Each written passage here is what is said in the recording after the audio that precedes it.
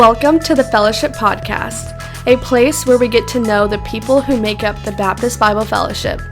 In each episode, we sit down with pastors, missionaries, and ministry leaders from across our fellowship to hear their stories, their ministry journey, and a few lessons they've learned along the way. Our goal is simple: to connect leaders, share stories, and strengthen the mission. And now, here's your host, Randy Harp. Let's join the conversation. Hey, welcome to our next edition of the Fellowship Podcast. My name is Randy Harp. Thanks for taking some time to join us today. I'm excited about our guest today, a good friend of mine, Bruce Thomas, pastors in Kansas. Bruce, thanks for taking the time to join us today. Thank you. Hey, take just a minute and share a little bit about your background. We were talking about some of it before we started recording, but I think people will be fascinated by your background. So share, before we get into your salvation story, just maybe where you grew up and what life was like as a child.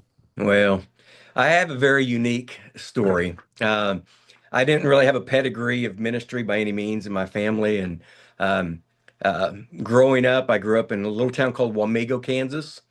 And it was about 15 miles from Manhattan. And growing up, I had a kind of unique background. My oldest brother had a stroke growing up, so I never really knew him very well. And my second oldest brother was murdered. And then my brother next to me was in prison for rape. So Wow. it was very unique. And um, uh, I had some friends that were going down the wrong path, and I was going down that path quite a bit. And so I went to K-State right out of high school, and I got saved my freshman year at K-State. And um, right after college, I knew that I couldn't be the Christian I needed to be if I stayed at K-State and Aggieville. Basically, I was a partier. So 3 months after I got saved at K-State, I enrolled in Baptist Bible College, Wow, that where had to be a shock. that was a total shock. Yeah. Where, you couldn't even wear shorts and go to movies and go on dates. It was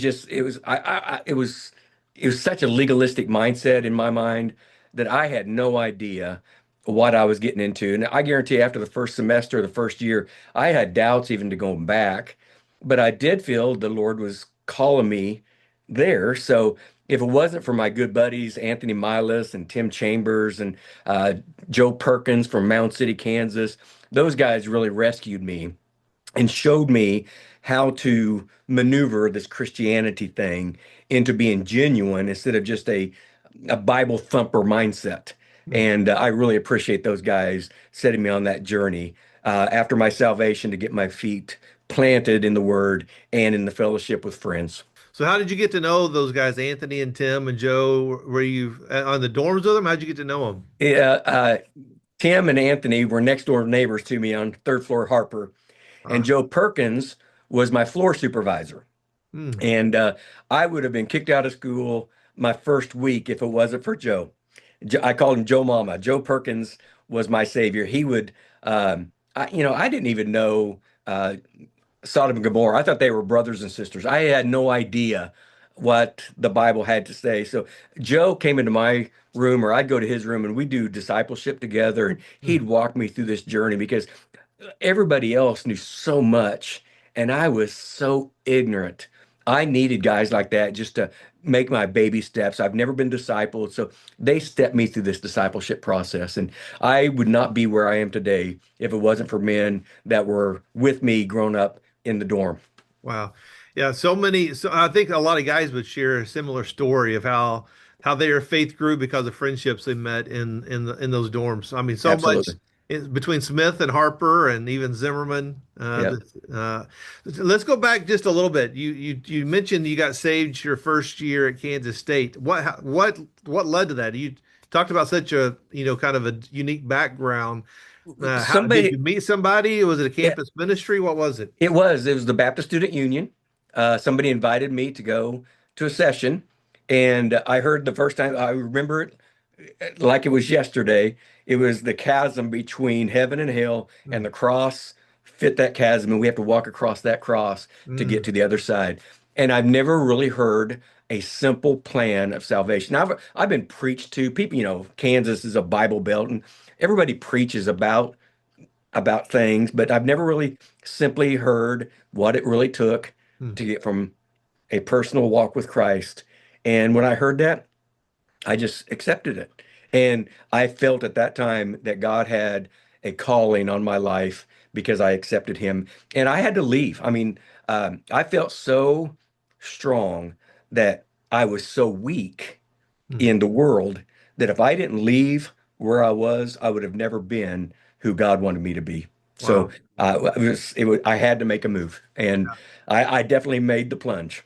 Yeah, you dove in head first to the deep end. I How in did. the world did you find Baptist Bible College? Well, I had a friend of mine that I didn't really know he was a Christian. He was an undercover Christian. He hung out with me, and he told me about a church that I went to that church, and I talked to that pastor, and that pastor told me about BBC, and I said, man, we don't have any resources. I mean, we were poor. My dad worked for the city, and my mom did daycare. I grew up not having anything. And then he told me about the college. So I contacted the college and I got my student loans and they accepted me. I didn't have a pastor's reference. I don't think you have to have that anymore, but they got me through it and Hmm. I started BBC. Were you a pastoral major when you were there? Missions major, Okay. missions Uh, major. who were some of the other guys that you were at school with besides Anthony and Tim and Joe? Uh, uh, Greg Wells was a good Yeah. good buddy of mine. Um, uh, uh, Diego Caban. I don't know if you know Diego. I don't know if I know He was him. he was my college roommate for a while. He was a great guy, and I was kind of an introvert at that time, so I really never hung out with a lot of guys. Hmm. Just I was afraid I was going to say something or do something stupid, so I just tried to stay to myself, basically. If you were an introvert, how in the world did you hang out with Anthony and Tim? He moved me. Yeah. It was good. It was good. So after you graduated from Baptist Bible College, I think you've worked two or three places before you got to where you are now as Yeah. a pastor. So what was your journey like after you graduated from college? Okay. My first ministry position was in Paris, Texas. I was a youth pastor there, and the pastor was an older guy. His name was Wilbur Simmons, and um, I really didn't know what ministry was about. I knew the Bible, I knew what they trained me, but getting my feet wet in Paris was a big step. And he made me go to chaplaincy school to learn how to pray and how to minister to bedside and how to take care of individuals. So I got my chaplaincy license through the hospital in Paris, and it really helped me to even to this day how to pray with people, how to talk to people, how to walk through the valleys that they're going through. And I was there for about 5 years. And after there, I went to Midway Baptist Church in Aubrey, Texas. Hmm. And from there, I worked with a guy by the name of Bob Smith, and he was blind. Hmm. So every morning at 9 o'clock, I'd pick him up at his house and we go to the church and we go at his office and we studied from 9 o'clock till 11 o'clock. I listened to every John MacArthur tape that was ever made. And I learned how to study, how to take 2 or 3 hours every day, Hmm. how to study, how to memorize, and how to just get that into your head and get it out of your heart. And that was probably the biggest move that I've ever made of how to prepare for sermons. And then from there, I went to Seminole Baptist Temple in Springfield, worked for Ron Adrian, Hmm. and Ron taught me how to administer, how to put things together, how to run the church. And I did a lot of stuff there. I didn't do a lot of preaching. I did a lot of administration Hmm. there. And from there, 28 years ago, I became pastor at Glenville Church. 28 years you've been there. 28 years. Hey. Glenville is observing their 75th anniversary this year in October. Hmm. So 75 years, and I've been here for 28 of them. Hey, let's go back to that ministry. Those three churches you worked at before. What's a lesson or two that you learned? You mentioned a few things about chaplaincy and praying with Yeah. people. What's something? Go back to it and identify a couple of lessons, leadership lessons or ministry lessons you learned along that during that time. Well, when I was in Paris, probably my biggest lesson that I had is I had to learn how to be a people person. I mentioned I was an introvert. Hmm. There, I had to learn, I had to be trained to be an extrovert, how to get into people's lives, how to spend time with them, how to go to ball games, how to just be around people. Because by nature, I would just want to be by myself. Mm. So I had to get in people's lives. So my biggest leadership role there was just to get into people's lives and not about myself and about them. Mm. Now at Midway, my biggest lesson there was it was a wonderful church. I mean, some of my best friends I still have today from out of that church, Mm. and I really Who was liked. pastoring there then? Was it Kim? No, it was after Kim. It was Bob Smith. Okay. It was Bob Smith. Kim started that church. Hmm. And Kim's a good buddy of mine to this day. He does my training, leadership training to this day still.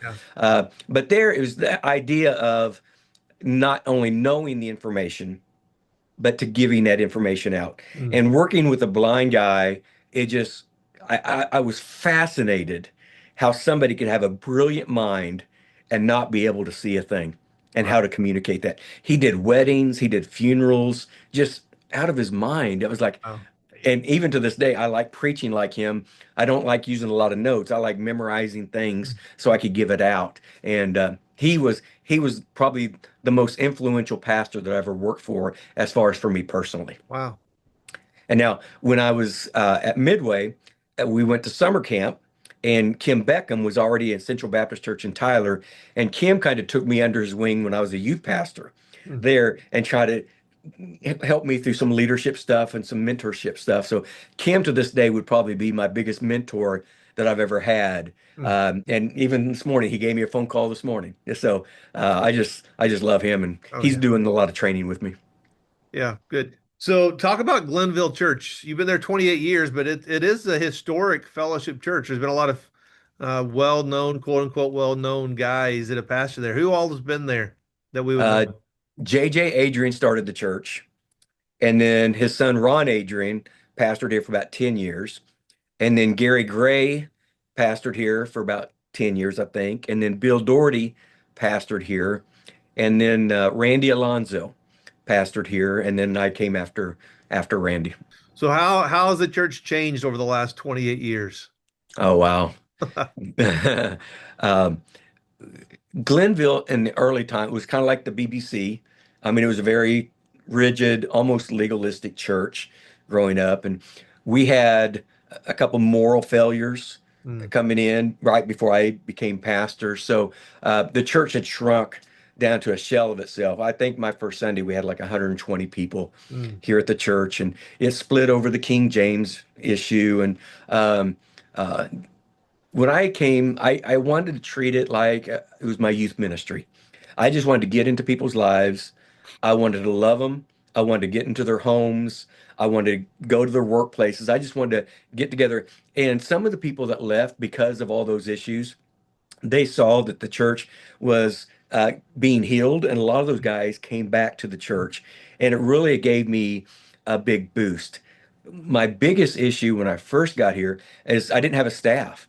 I had a women's pastor that was taking care of my women's ministry, but my youth pastor and my children's pastor and my worship pastor, they were gone. So I brought Nate Harmon.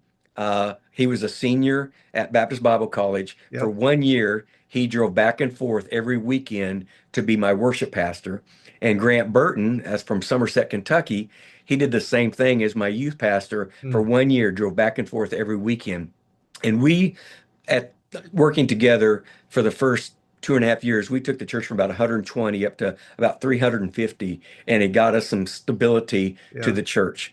And then our church was so small, facility wise, we built a new auditorium. Our old auditorium could hold maybe 300, and our new auditorium now can hold about 750 to 800 people. And it was $3.5 million dollars, and last year we finally got it paid off. So Wow. we're very excited about that. So. Yeah, praise the Lord for that. So being there 28 years, there's obviously lots of pros, benefits being at the same place for so long. Here's a question though. What is it about ministry right now, 28 years in at the same church that you're excited about? I'm excited about mentoring. I'm excited about having guys, some of the young guys coming up, some of the youth ministry. Early on, I thought my job is to build the church, build the church, build the church. Now, my mindset is build the people, build the people, build the Mhm. people. I wanted numbers. I wanted to compete with Anthony. Anthony would call me every weekend. How many did you have? How many did you have? And early on, it was we were trying to compete with each other. And I think we both have grown to the point now. It's not the size of the church necessarily. It's how are we changing people's lives in the church? Are we reproducing ourselves in the younger generation to take over the mantle? And I think my biggest mindset now, I'm 62, maybe have a few more years left in me. And I'm reading a book by Bruce Gardner, The Resilient Pastor, How to End Yeah, Well. great book. Phenomenal book, phenomenal book. And that's where I want to make sure that everything I've done over the last 28 years, I want to reproduce that so somebody that can come behind me can continue the growth that the Lord has given to us. Yeah, that's so wise. That's great. Hey, let's talk about your connection to the fellowship. I know you didn't have any connection growing up, but now you're serving as the state rep. At least when we're recording this, you're serving as a state rep for Kansas. You worked in fellowship churches. What's your connection to the fellowship? Well, um, the three churches I worked at were all BBFI churches, but um,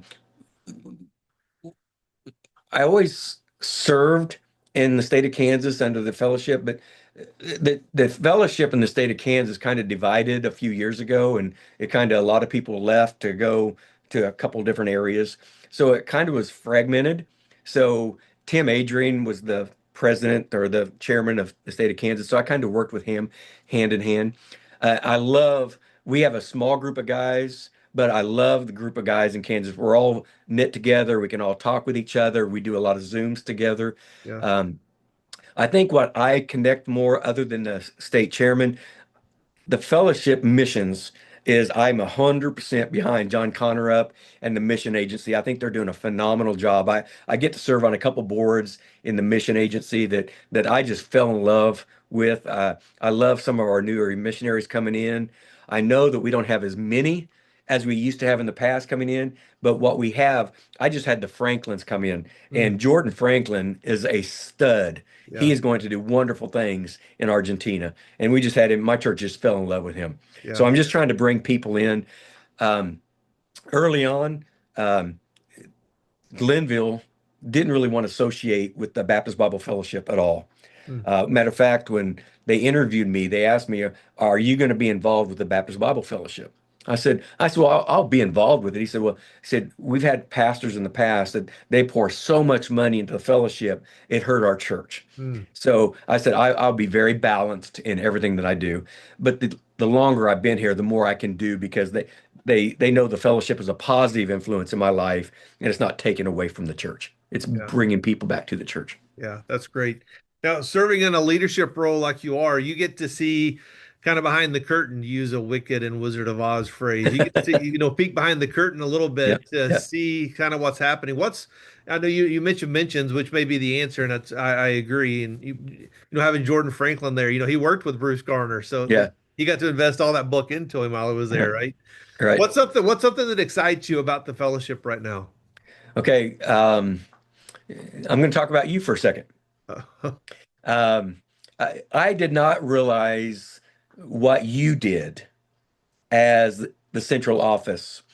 I just thought maybe you printed a magazine or you did little things over here just to try to keep us connected. But after I went to the first state rep meeting, the advance meeting, I saw that you are the glue that brings missions, that brings the executive board together, the college, everything. You do a lot that I really had no idea what you did until that meeting. So I think I even told you at that time, Randy, I want to start supporting you because I didn't know what you did, and we supported you, and we continue to support you. And I think you are single-handedly one of the most important people that we have in our fellowship to move forward. Yeah, well, it's very kind of you, and I'll pay you back for that later. So I agree that I think the office is crucial to moving forward for our fellowship. So I appreciate your generosity and your support too. So what's something? Let's kind of look back now over the last 28 years as pastor and your years as a on staff since you graduated from BBC. If you could go back to when you just graduated from Baptist Bible College in the mid 80s, what's something you would tell yourself then that you've learned along the way?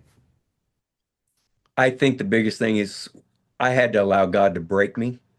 Mm, Once arrogance got in my life, we started growing the church, and um, I become prideful. mm, And about 10 years into that, I had a youth pastor and a children's or junior high pastor have some moral issues, mm. and it broke me to a point where I should have seen this coming and I didn't. Um, so I think the Lord broke me and humbled me to a point where he could start using me. We live in a throwaway society. We buy a TV, it breaks, we throw it away. I don't believe God uses anything until it's first broken. Mm. And when God broke me and allowed me to start looking at others instead of myself, I believe that's when God started using me the most. Wow. So my biggest thing is don't get so arrogant. You're just a vessel that God can use. There's other vessels that God can use. So be happy that God has chosen you and break yourself to a point that God can use you. Yeah. Very humble. That's a hard lesson to learn, It is. It is. but so crucial to understand. One of the things that I had to do there, um, because I didn't have a pastor, I didn't have anybody to look up to. I brought in a retired pastor from Kansas, Al Schusler, Mm, and he pastored in Valley Center for about 30 years. And when he retired, um, I was broken. I didn't know what to do. I brought him in to be my assistant pastor and to be my pastor. mm. And I gave him the right to come into my office at any time. If he sees something that I'm not doing or I should be doing, I listen to him, I respect him, and he has the authority to come into my life and to speak volumes into me. And he's almost 90 years old, and he still comes into the office every day and Wow. just serves Jesus. And he is an awesome addition to the staff at Glenville. Yeah, that's very neat, and it takes a lot of humility to be willing to hire somebody just to do that. Yeah. Well, What's something that God's if personal question maybe what's something that God's teaching you right now? You're 62. You said a few more years possibly, but what's something God's always teaching us. So what's something you're learning right now? I think one of the major issues that I'm learning right now is how to end well. And as we talked a little bit before, I've got three little grandbabies, and I want to make sure early on when my kids were young, I wanted to pray for, of course, pray for their salvation and pray for their spouses and pray for their kids. Now I want to end and hand the baton off. Mm, And what the Lord is teaching me is prepare the way. In First Peter chapter 5, I think it's verses 8, there's two things. It says, be sober and be vigilant. mm. I want to be in the right mind. I want to make the right decisions, and I want to be vigilant in everything that I do. That I want to end when I end. I'm not telling my church I'm ending right now, but when I end, I want to make sure that the church is as healthy as it's ever been, so I can pass the baton on to somebody else. All right, let's end this with a couple lighthearted questions, or maybe one or two, and then I'll end with what I call the quick hitters. What's if you weren't doing full-time ministry right now, if you weren't pastoring a church, what in the world would you be doing? Would you Well, what were you majoring in at K-State? Were you an engineer there? no, I was education. I was wanting to be a coach. Okay, I wanted to be a coach, and that was going to be my goal. But Lord changes. So I love athletics. I love baseball. So I try to be a baseball coach probably. yeah, yeah, that'd be fun. All right, I got some quick hitters for you. So I want to give you two options, two words, and you tell me which of these two you're drawn to, or which one you prefer. Would you rather read a book or watch a movie? Watch a movie. Yeah. What's your all-time favorite? Shawshank. Okay, yeah, that's a good one. Are you early to arrive or fashionably late? I'm early, Yeah. always. That goes back to what you learned from Ron Adrian, right? Yeah, right. The Time. structure. Everything's time. So along the same lines, are you a stay up late or a get up early? Stay up late. Yeah. Yeah, Well, how hard is it to be up early and be on time? that's true. Do you prefer indoor activities or outdoor activities? Well, that's quite unique. It used to be outdoor, but now it's so cold, I like indoor activities. Yeah, there So you go. I'm an There you- indoor guy now. Yeah. So talking about sports, are you a professional sports or a college sports guy? Pro- Professional. I'm a Kansas City Chiefs fan. I used to be a Dallas Cowboy fan, but they haven't given me anything to cheer about for 30 years. Oh, So now I live in Kansas back. So I'm a Kansas City Chiefs guy. One of my leaders at the church has season tickets, and he flies me to the games. So matter of fact, this Sunday we're flying up to the Houston game right after church on Sunday morning. So wow. That's pretty nice. yeah, So how far are you from Kansas City where you are? 2.5 hours Okay. or 1 hour by flight. Yeah, that's spoiled right there. You're a spoiled pastor is Hey, what you I'm are. humble though. All right, you prefer a good hamburger or barbecue? Burger guy. Even that close to Kansas City, Yeah, you're a I'm a burger burger guy. guy. Yeah, What's the better road trip snack, salty or sweet? salty. Salty. There you Yeah, go. When you're on a plane, you want to be on the aisle or a window? window all the way. Yeah, you don't care about the leg room. Nah, I care less. I Yeah. like watching. What's a better vacation? An all expenses paid cruise or an all expenses paid resort? Resort. Yeah. Yeah. What's the best vacation you've ever been on? My church sent me to Hawaii Wow. last year, all expense paid trip to Hawaii. We were there for about 10 days, and it was wonderful. Yeah, that would be great. Do you prefer talking on the phone or texting somebody? Texting. Yeah, just get it Yeah. done quick. You get it done. And then I can remember what they said. So Oh yeah, it's documented. yeah, yeah. I better be careful what I text you then. It's all saved forever. Do you Yeah. prefer to eat at home or eat out at a restaurant? Eat out. Yeah, what's your Eat favorite out. restaurant? Mexican. Mexican? Yeah, there you Oh go. yeah. Is there good Yeah. Mexican food in Kansas? Oh yeah. Matter of fact, we're going after I get off this, my staff and I are going to Margaritas downtown Wichita. Best Yeah, Mexican restaurant I've ever been to.